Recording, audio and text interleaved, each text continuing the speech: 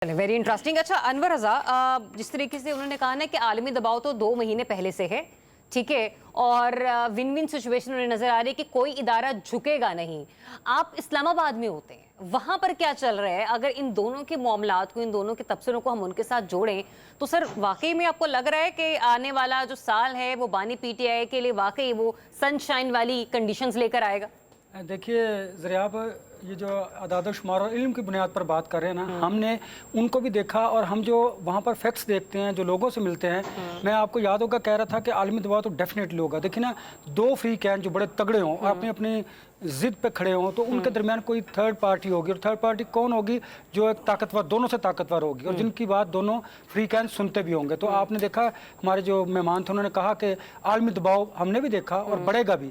उसके नतीजे में होगा क्या? जब आप दोनों जो ताकतवर शख्स होता है या मुल्क होता है, जब वो दोनों फ्री कैन पर बात करेगा, बैठेंगे, तो एक दरमियाना हल निकलेगा। और दरमियाना हल क्या होगा? दोनों बाइज्जत तरीके से हल की तरफ बढ़ेंगे, विन विन सिचुएशन होगी। और ये बात दुरुस्त है कि मैं भी ये सोच रहा हूँ, देख रहा हूँ, और हालात वहाँ पर जो मैं पोलिटिकली सिचुएशन देखता हूँ, मुझे भी लगता है ये है कि मिड टर्म इंतखाबात की बात भी की जा सकती है, केयर टेकर सेटअप भी आ सकता है, जो हालात चल रहे हैं। देखिए ना, चीज़ें बदलते हुए देर नहीं लगती। जिस तरह उन्होंने कहा कि 9 का अदद है और 9 के अदद में फिर चीज़ें बड़ी रैपिडली चेंज होंगी। हमने तो बात करनी है इन्होंने अदाद-ओ-शुमार की बुनियाद पर, हमने इंफॉर्मेशन मालूमात की बुनियाद पर।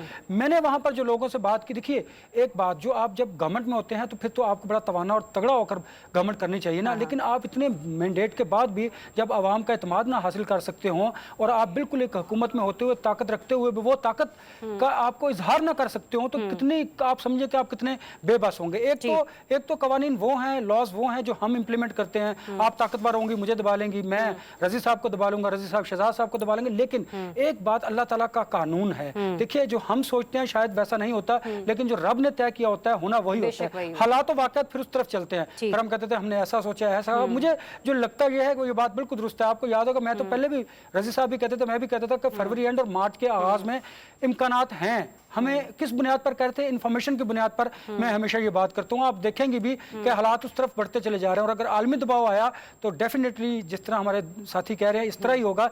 लेकिन मैं फिर बार बार ये कह रहा हूँ कि हमें आगे बढ़ना है, माजी की गलतियों को भूलना है और एक दूसरे को स्पेस देना है। जब आप एक दूसरे को स्पेस देंगे, आगे बढ़ेंगे, उसका फायदा मुल्क को बेहतर हो जाएगा। जरा आप मुझे बताएं, ये बात तो हम भी करते हैं कि मिड टर्म इंतखाबात की भी बात हो सकती है, केयर टेकर गवर्नमेंट भी आ सकती है। देखिए ना, ये हालात वाक़यात वो हैं जो हमें नजर आते हैं। इंफॉर्मेशन की बुनियाद पर जो मुक़द्दसा हलकों में लोग बैठते हैं, जो पावर कॉरिडोर्स में होते हैं, उनसे जब हम गुफ्तगू करते हैं, तो जब वो निजी महफिल में बैठे होते हैं, तो उनसे हम फिर ये चीज़ें लेते हैं और उसके बाद हम तज्ज़िया करते हैं। देखिए, ये बातें तो हम भी कर रहे हैं, लेकिन देखिए होगा क्या?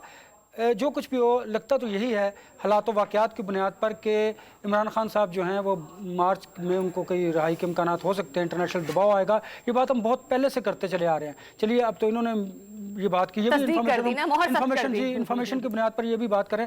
अब होना क्या? देखना, अब सोचना ये हमें चाहिए कि मुल्क में दहशतगर्दी का खात्मा करना है, अपनी इकॉनमी को बेहतर करना है।